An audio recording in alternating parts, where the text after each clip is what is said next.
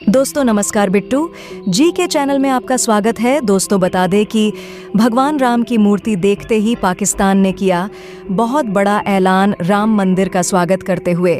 पाकिस्तान की तरफ से जो बयान आया है उसे सभी भारतीयों को सुन लेना चाहिए। जरा ध्यान से सुनिए। पाकिस्तान ने भारत के खिलाफ कौन कौन से बड़े ऐलान किए हैं। दोस्तों, अयोध्या में राम मंदिर के उद्घाटन पर पाकिस्तान का बयान आया है। पाकिस्तान सरकार ने अयोध्या में राम मंदिर प्राण प्रतिष्ठा समारोह की निंदा की है।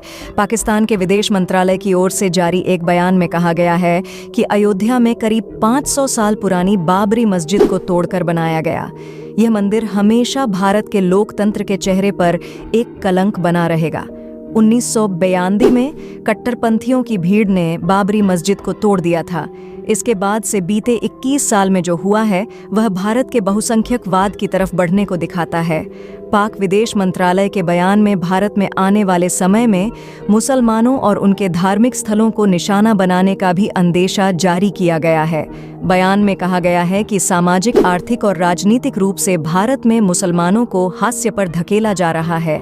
अयोध्या के बाद वाराणसी में झानवापी मस्जिद और मथुरा में शाही ईदगाह मस्जिद को भी तोड़ने की बात अब की जा रही है। भारत में तेजी से हिंदुत्व का विचार बढ़ रहा है, जो देश की शांति के लिए खतरा और अल्पसंख्यकों के लिए यह एक डर बन रहा है। अब आइए आपको सुनाते हैं पाकिस्तानी मीडिया में राम मंदिर को लेकर क्या क्या चल रहा है। पाकिस्तान के प्रमुख अखबार द डॉन ने एक ओपिनियन लेख प्रकाशित किया है, जिसमें लेखक परवेज हुदबॉय ने लिखा है कि जहां पहले 5 शताब्दी पुरानी बाबरी मस्जिद हुआ करती थी, अब वहां राम मंदिर बन रहा है। राम मंदिर के चारों तरफ वेटिकन सिटी जैसा शहर बनाने की तैयारी है। उन्होंने आगे लिखा, नए भारत में अब धार्मिक सांप्रदायिकता घृणा की तरह नहीं मानी जाती है। परवेज ने कहा, हिंदुत्व का संदेश 2 वर्गों को टारगेट करता है। पहला है भारत के मुसलमान। जिस तरह पाकिस्तान अपनी हिंदू आबादी को कम अधिकारों वाले 2ym दर्जे के नागरिकों के रूप में देखता है, उसी तरह भारत में मुसलमानों को भी यह कभी नहीं भूलना चाहिए कि वह उन आक्रमणकारियों की अनचाही संतान है जिन्होंने एक प्राचीन भूमि को बर्बाद कर दिया और उसकी महिमा लूट ली। पाकिस्तानी अखबार ने आगे लिखा कि मार्च 2023 में जय श्री राम के नारे लगाती भीड़ ने एक सदी पुरानी मदरसे और प्राचीन लाइब्रेरी को जला दिया था। 12वीं सदी में मुस्लिम आक्रमणकारी बख्तियार खिलजी ने नालंदा विश्वविद्यालय को आग के हवाले कर दिया था, जिसमें वहां की विशाल लाइब्रेरी जलकर खाक हो गई थी। हिंदुत्ववादियों का मदरसे और लाइब्रेरी को जलाना जैसे को तैसा वाली बात थी। पाकिस्तान टुडे ने लिखा है कि सोमवार को उस जगह पर एक विशाल मंदिर का उद्घाटन किया गया, जिसे लाखों भारतीय राम का जन्म स्थान मानते हैं। मंदिर का निर्माण पिछले 35 सालों से हो रहा है।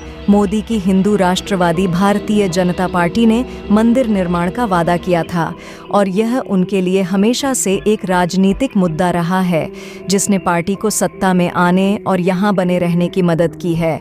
भारत से लेकर पड़ोसी देश नेपाल, अमेरिका, कनाडा समेत कई देशों में इसका जश्न मनाया गया।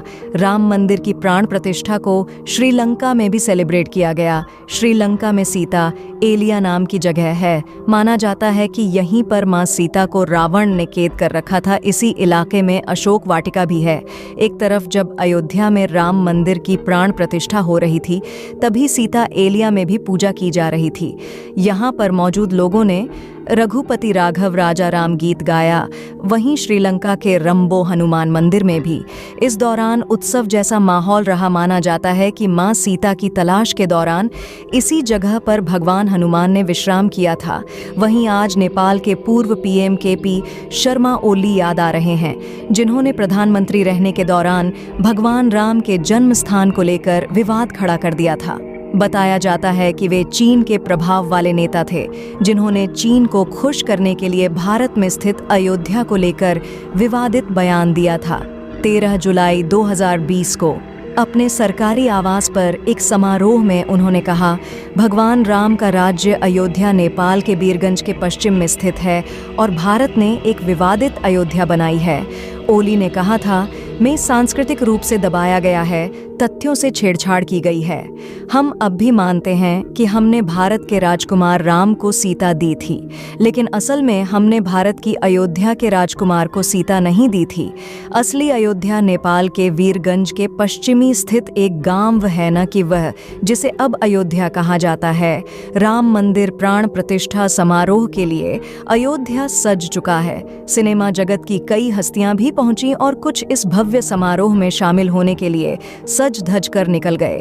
कैटरीना के वकी कौशल, रणवीर कपूर, आलिया भट्ट, माधुरी दीक्षित सहित कई सितारे अयोध्या के लिए रवाना हुए। अयोध्या पहुंच रहे सिलेबस की तस्वीरें और वीडियो सोशल मीडिया पर धमाल मचा रहे हैं।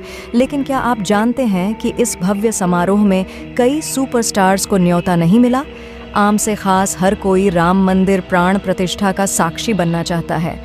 इस खास समारोह के लिए 11,000 लोगों को न्योता दिया गया। लेकिन क्या आप जानते हैं कि बॉलीवुड के कई सुपरस्टार्स को इस समारोह में शामिल होने के लिए आमंत्रित नहीं किया गया? इस लिस्ट में सलमान खान से रणवीर सिंह तक का नाम है। लिस्ट में जो चौथा नाम है वो आपको शॉक्ड कर देगा। आई टाइम्स की रिपोर्ट के मुताबिक इस लिस्ट में कई ऐसे नाम हैं जिनको इस भव्य कार्यक्रम में शामिल होने के लिए आमंत्रित नहीं किया गया। इस लिस्ट में सबसे पहला नाम है शाहरुख खान। रिपोर्ट के मुताबिक किंग खान को न्योता नहीं भेजा गया। यह न्योता नहीं भेजने के पीछे का कारण अभी तक सामने नहीं आया है। राम मंदिर प्राण प्रतिष्ठा समारोह का हिस्सा सलमान खान भी नहीं बने, उन्हें भी न्योता नहीं भेजा गया। सलमान खान के अलावा आमिर खान को भी इनविटेशन नहीं दिया गया। बॉलीवुड के सबसे रोमांटिक कपल दीपिका पादुकोण और रणवीर सिंह को भी न्योता नहीं मिला। सैफ अली खान और करीना कपूर भी इसमें शामिल नहीं हुए क्योंकि उन्हें भी न्योता नहीं मिला। दिलवालों को अपने ठुमकों से लूटने वाली शिल्पा शेट्टी भी इस कार्यक्रम में शामिल नहीं हुई। अक्षय कुमार भी इस लिस्ट में शामिल है।